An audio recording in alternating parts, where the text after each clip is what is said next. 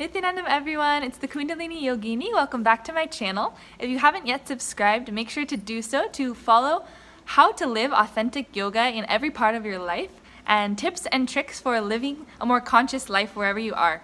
So today I'm going to share with you guys one of the, if not the secret to my morning routine, which is something I haven't really talked about much with you guys. Not only do I practice yoga and kriyas or cleansing techniques in the morning, but there's one very important component of my morning routine, which is the secret of the whole thing actually, that completes the whole package, and that is the puja. So if any of you guys know about puja already, I'm pretty excited for you guys, but most of you probably aren't aware of what puja is. Puja is basically a Hindu ritual, one of the most common Hindu forms of worship or prayer offered to the divine in many forms. So you'll see pujas done to Devi, which is the representation of the divine feminine. You can do puja directly to your guru. You can do puja to Shiva. You can do to Krishna, all different types of gods and goddesses. Basically what you'll see, actually I'll link below, there's a really adorable Pixar short that shows one Indian boy doing his puja, and it's about superheroes and his gods coming to life. I love that because it was the first time I've actually seen like a mainstream depiction of what puja is and kind of showing the Hindu side of life. So puja is a key component as a part of our lifestyle here at the Adinam and just as Shaivites, as worshippers of Shiva. Now, what it is you'll see somebody basically has their little deity, which is the statue, the living, breathing statue of the divine, whether it's a male or female form of a god or goddess. And you'll see basically throughout the puja, we offer the best things to that god or goddess. So we offer food, we offer fresh flowers, we offer water, we offer, non-violent milk, all these kind of things. But I want to explain why we do this, what the context is, because it's actually very different from other forms of worship or prayer in other religions. Now, in Hinduism, puja basically follows the main principle of SOHAMASMI, which means even when I pray, even when I worship, I am him. I am that. Swamiji, my guru, Paramahamsa Nityananda, he's actually shared something which I found one of the most profound teachings of Hinduism, and why I follow Hinduism today, is that even when we're praying to the divine, we don't lower ourselves down. Just because I put the divine, God or goddess, up on a pedestal doesn't mean I lower myself. This is a revolutionary concept in spirituality and especially in religion, because we're taught from a Western understanding, most mainstream religions teach us that God is somewhere up here and I am somewhere down here.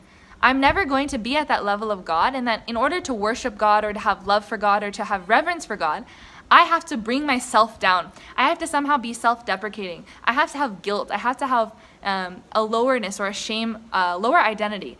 But in Hinduism, this is the completely backwards understanding of what worship is meant to be. Prayer is supposed to be a place where you commune with the divine. So puja is the best way for you to not only give gratitude and fill your being with gratitude, which is one of the most powerful states you can be in as a human. This is scientifically proven, right? How gratitude can actually rewire your brain, can actually change your entire day. And so not only this, but we're connecting with that higher part of ourself. See, the god or the goddess we're worshiping, so in my example, the puja that we do here is both a guru puja, so it's a puja to Swamiji, and we also do puja to Shiva, directly to the god Shiva. So two separate pujas. Now, the point of these is to see them. We see Guru, we see Shiva as a reflection of our ultimate space. So it's not that I'm worshiping Shiva as something outside of me. I'm worshiping him as a reflection of my highest possibility. I'm seeing my Guru, I'm seeing Swamiji. The reason why I connect to him is because he's an embodiment of my highest potential. That's all. As he beautifully shares, I'm not here to show or prove that I'm God. I'm here to show you that you are. So the whole reason why we worship, the whole context is completely different. It's never supposed to be from a space of begging or powerlessness or lowering ourselves. The entire point is to raise ourselves in gratitude and ultimately entangle and reflect even a higher frequency that being is in, because they're already in the space of enlightenment. They're already in the highest, purest form of consciousness. And so because they're in that space, we can connect to them and ultimately raise our own frequency. So there's actually a science behind it. It's that they're the embodiment of the unknown part of us, that highest possibility, that inner potential energy we all have inside.